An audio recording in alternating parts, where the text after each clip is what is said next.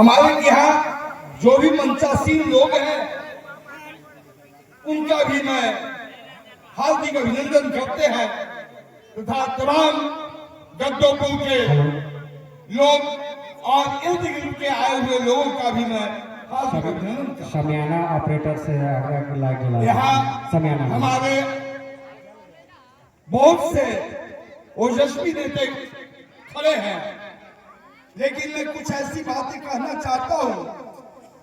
बाबा भीमराव अंबेडकर साहब आपके संविधान के रचयिता ही नहीं थे, वे मूलक समाज का एक बहुत बड़े संत, उनका मैं चरणों में नमन करता हूं। साथ ही साथ इस धरती में पैदा हुए महामानव काशीराम साहब का चरणों में मैं नमन करता हूं। साथ साथ हमारी नेता बीएसपी के बहुजन समाज पार्टी के आयरन लेडीज, जिसने अपनी जिंदगी को अपनी देकर दलित और शोषितों का जवान बनी और उत्तर प्रदेश के 4 बार मुख्यमंत्री रही, साथ साथ लोकसभा और राज्यसभा की कुर्सी का सुशोभित की। हम उनकी विचारों में आस्था रखते हैं। अब हम मूल चीज पर आते हैं। आप जानिए कि जितने भी संत महापुरुष पैदा हुए, उन्होंने हमें मानवीय गुण को ही पढ़ाया है।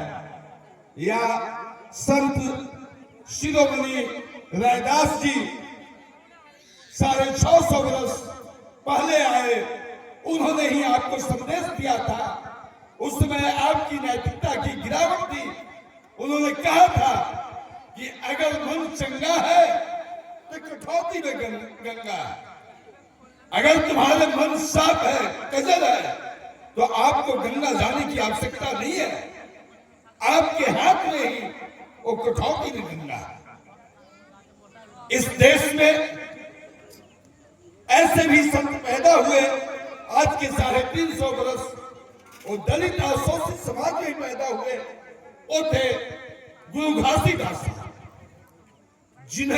जिनको मानने वाले छत्तीसगढ़ और मध्य प्रदेश में आप देखेंगे जय स्तंभ का झंडा लहराता है। 25-30 फीट ऊंची सीमेंट की बनी होती है। उनके मानने वाले वहां रहते हैं।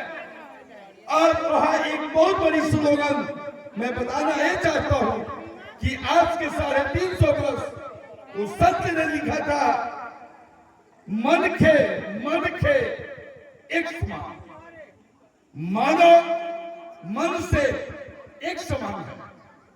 आप दूसरे को भी समानता का अधिकार दीजिए। इस सारी परिस्थितियों को झेलते हुए बाबा साहब जब इस देश में आए, उस समय देश की स्थिति बहुत ही जर्जर थी। छुआछूत, जात पात, धर्मवाद, उसका कारण ये नहीं था कि किसी ने फैलाया था। आप जानो 300 वर्ष आप मुगल के गुलाम रहे। गुलाम में दलित परिवार के ही नहीं, हमारे ऐसे फॉरवर्ड भूमिहार समाज का भी, बाप दादा हमारा भी। Hello hello